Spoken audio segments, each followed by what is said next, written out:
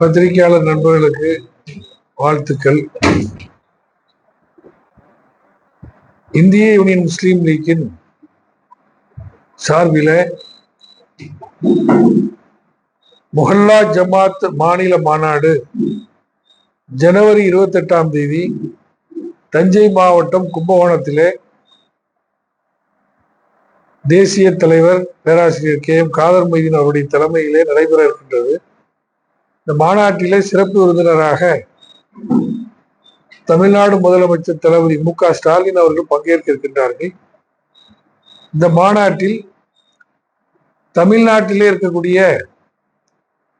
7000க்கும் மேற்பட்ட ஜமாத்துக்கள், முஸ்லிம் சமுதாயத்தினுடைய கட்டமைப்பு, இயற்கையான கட்டமைப்பு என்பது முஹல்லா ஜமாத்துக்கள் தான். முஹல்லா ஜமாத்தினுடைய நிர்வாகிகள் இந்த மாநாட்டில் பங்கேற்கின்றார். இந்த மாநாட்டில் இந்தியாவிலே முஸ்லிம்கள் சந்தித்து வரக்கூடிய பிரச்சனை, 2026ஆம் ஆண்டு நடைபெறக்கூடிய தமிழ்நாடு சட்டமன்ற தேர்தல்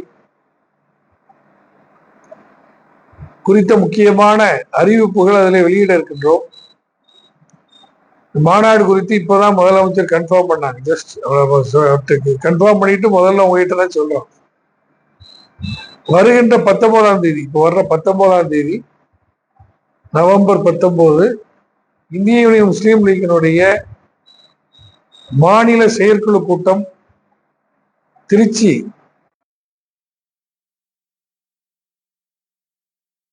பேராசிரியர் காதர் மொய்தீன் அவருடைய தலைமையிலே நடக்க இருக்கின்றது. இந்த கூட்டத்தில் வாக்காளர் சிறப்பு அவசர திருத்தம் குறித்து SIR குறித்த தகவல்களை அங்கே பரிமாற இருக்கின்றோம். தமிழ்நாடு முழுவதிலும் வாக்காளர் திருத்த பணி முறையாக நடக்கின்றதா என்பதை பற்றி எல்லா மாவட்டத்தினுடைய நிர்வாகிகளிடத்திலும் நாங்கள் கருத்துக்களை கேட்டு அடுத்த கட்ட நடவடிக்கை குறித்து இதில் அறிவிப்பு செய்ய இருக்கின்றோம். ஏற்கனவே இந்த SIRக்கு எதிராக பல்வேறு கட்சிகள் உச்ச நீதிமன்றத்திலே வழக்கு தொடுத்தது போல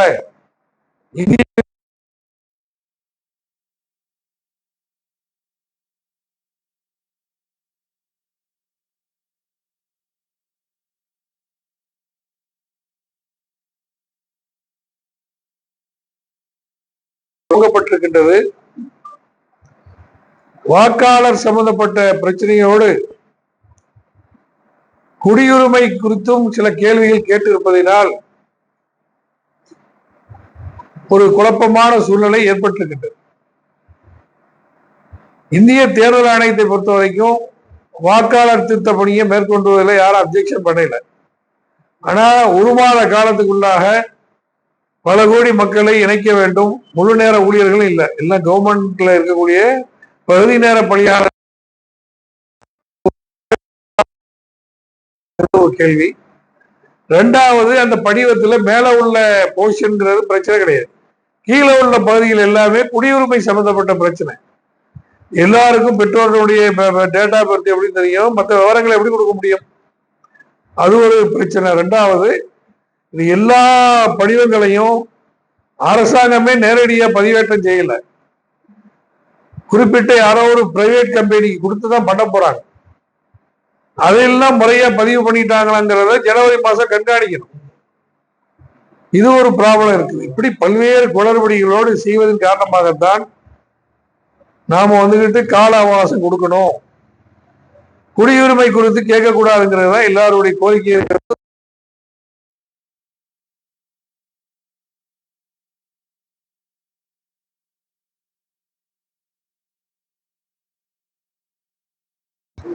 SIR நடவடிக்கை பாஜகவை ஆதரிக்காதவர்களை மிகுதியாக பறிக்கப்பட்டிருக்கின்றது.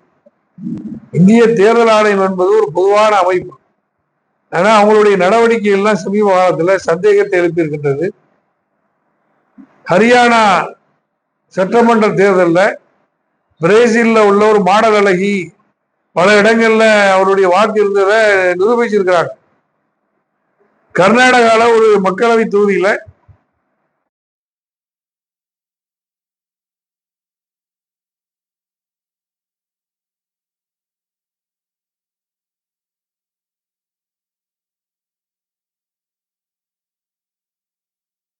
சந்தேகங்களுக்கு எல்லாம் தேர்தல் ஆணையம் பதிலே சொல்லல. இதெல்லாம் அவங்க சொல்ல வேண்டிய தார்மீக பொறுப்பு இருக்கின்றது. அடையாள அட்டை குறித்து கூட ஆதார் அட்டை செல்லுபடியாக சொன்னாங்க. சுப்ரீம் கோர்ட்ல இருந்து 2வது ஆதார் அட்டையை ஏத்துக்கிறேன்னு சொன்ன போறதான் ஏத்துக்கிறாங்க. எனவே நம்ம என்ன சொல்றோம்னா, இந்தியா என்பது அரசியல் சாசனப்படி நடக்கக்கூடிய ஒரு நாடாகும். அரசியல் சாஸ்திரத்துல எல்லா விஷயங்களும் சொல்லப்பட்டிருக்கின்றன. இதுல குறிப்பாக தேர்தல் ஆணையம், ரிசர்வ் பேங்க் ஆஃப் இந்தியா, நீதித்துறைகள் எல்லாம் பொதுவான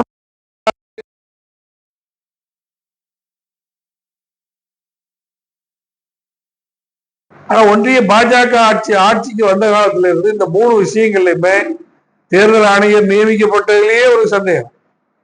நடைமுறையெல்லாம் மாத்தி அவங்களுக்கு வேண்டிய ஆளுகளை நியமிச்சதுல நம்மளுக்கு சந்தேகம் ஏற்பட்டுச்சு.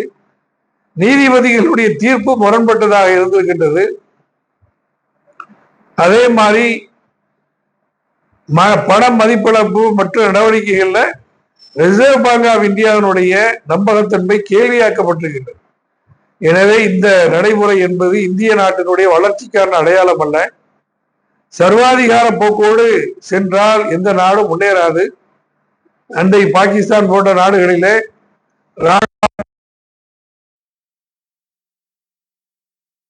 இழந்திருக்கின்றார்கள். முன்னேற்றம் அடையாமல் அவங்க பட்டுக்கிட்டு இருக்கக்கூடிய சோதனைகள் நமக்கு தெரியும். எனவே நாமளும் இந்திய அரசாங்கத்துக்கு சொல்வது, அரசியல் காரணங்களை எல்லாம் எல்லா விஷயத்தையும் கொண்டு வராம ஒரு மூத்த அரசியல் இயக்கம் இன்னைக்கு சுதந்திரத்துக்காக வேண்டி பாடுபட்டது காங்கிரஸ் கட்சியும் முஸ்லீம் லீக் தான். நாடாளுமன்றத்துல முதல் நாடாளுமன்றத்திலிருந்து இதுவரைக்கும் நாங்க இடம் பெற்றிருக்கிறோம்.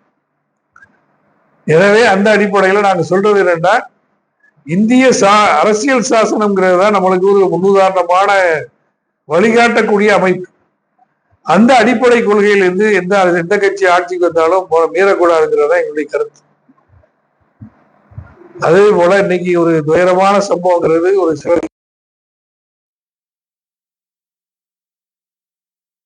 வெடிச்சு பல பேர் உயிரிழந்திருப்பதற்கு எங்களுடைய ஆழ்ந்த இரங்கலை தெரிவித்துக் கொள்கின்றோம். இந்த கேவலமான பயங்கரவாத நடவடிக்கையில் ஈடுபட்டிருப்பவர்களை உடனடியாக கைது செய்து கடும் தண்டனை வழங்க வேண்டும் என்பதை இந்திய முஸ்லீம் லீக்கின் சார்பாக நாங்கள் வலியுறுத்துகின்றோம்.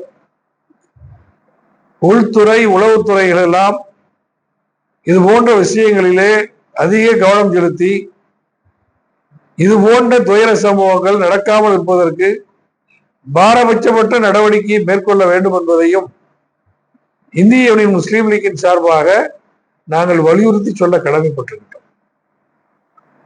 இதுதான் எல்லாருடைய கருத்தும். அரசாங்கம் இப்ப பொறுப்பு டிஜிபி போட்டிருக்கிறாங்க. அது சம்பந்தமாக முதலமைச்சர் அவர்களும் தெளிவாக அறிக்கை வெளியிடுவாங்கன்னு நாங்கள் நம்புறோம். சில நேரங்கள்ல நடந்திருக்குது, இதுதான் முதல் தடவையா கிடையாது. சில சூழ்நிலைகள்ல அரசாங்கம் இந்த மாதிரி நடவடிக்கைகள் எடுத்திருக்கிறாங்க. ஆனா அதுவே சட்ட ஒழுங்குக்கு காரணமாட்டா கிடையாது. அவங்க எல்லாம் இருந்த காலத்திலேயே நடந்திருக்கு சட்ட ஒழுங்கு பிரச்சனைகள். முழு நேர டிஜிபிகள் இருந்த காலத்திலேயே நடந்திருக்குது. எந்த ஆட்சியில் ஆட்சியில் இருக்கக்கூடியவர்களை கொண்டு அதை தமிழ்நாடு அரசாங்கம் செய்யும் என்ற நம்பிக்கை நீங்க முழுமையான நீங்க எப்படி முழுமையானு சொல்றீங்க?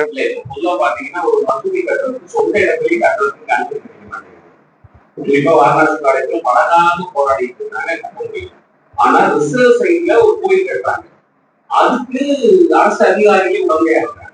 அவங்க மேல எந்த நடவடிக்கை எடுக்க மாட்டேங்கிறாங்க. அப்ப என்ன சிறுபான்மையினருக்கு என்ன சமூக நீதி? அதாவது வழிபாட்டு ஸ்தலங்களை உருவாக்கும் பொழுது ஏற்கனவே இருந்த நடைமுறை என்னன்னு சொன்னா, வழிபாட்டு ஸ்தலங்களை உருவாக்கும் போது மாவட்ட ஆட்சித்தலைவர்கிட்ட பெர்மிஷன் வாங்கணும். நீங்க விண்ணப்ப படிவம் கொடுக்கும் போது அவர் என்ன செய்வார்னா, கலெக்டரேட்ல உள்ள அந்த நோட்டீஸ் போர்ட்ல அதை தொங்க விடுவார்.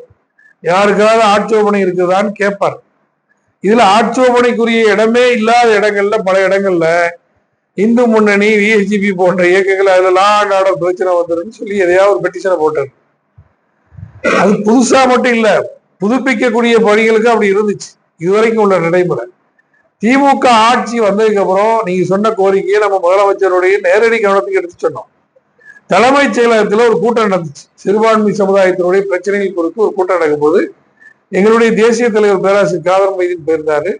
அன்றைய சிறுபான்மை ஆணையத்தினுடைய தலைவர் பீட்டர் அல்போன்ஸ் கலந்துகிட்டாரு. எல்லாரும் வந்திருந்தாங்க. இந்த பிரச்சனையை சொன்ன உடனே திமுக திராவிட மாடல் ஆட்சியில் என்ன பண்ணாங்கன்னா 2 விஷயங்களை தெளிவுபடுத்தினாங்க. ஏற்கனவே இருக்கக்கூடிய வழிபாட்டு ஸ்தலங்களை புதுப்பிப்பதற்கு அனுமதி தேவையில்லை. இது முதல் விஷயம். புதிதாக வழிபாட்டு ஸ்தலங்களை துவங்கும் பொழுது அதை ஆட்சியாளர்கள் வருஷ கணக்கில் கிடப்புல வைக்கக்கூடாது. 5 வருஷம் 6 வருஷம் அதை பத்தி ஒண்ணுமே சொல்லாம இருக்கக்கூடாது. 1 மாத காலத்துக்குள்ளாக அந்த மனு ஏற்றுக்கொள்ளப்பட்டதா இல்லை நிராகரிக்கப்பட்டதுக்கு உண்டான காரணத்தை சொல்ல வேண்டும். அந்த காரணம் சரியாக இல்லாத போது மீண்டும் விண்ணப்பித்து பெற்றுக்கொள்ளலாம்னு சொன்னாங்க. இது கவர்மெண்ட் ஜிஓ. அதை முழுமையாக அதிகாரிகள் நிறைவேற்றாங்கன்னா நிறைவேற்றல. அது உண்மை, நான் ஒத்துக்கிறேன். அதை செய்ய வேண்டும் என்பதை மீண்டும் நான் வலியுறுத்துகின்றோம். முதலமைச்சர்கிட்ட அன்னைக்கு கூட மீலாது நபி 1500வது விழா நடக்கும் போது ஜமாத்துல்லமா சபையினுடைய மாநில தலைவர் இந்த கோரிக்கை வச்சார். எனவே அரசாங்கம் ஜிஓ போட்டு கூட நடைமுறைப்படுத்துவதிலே அதிகாரிகள் சரியாக இல்லை என்பதுதான் உண்மை. மாவட்ட அமைச்சர்கள் கேட்கலாம்.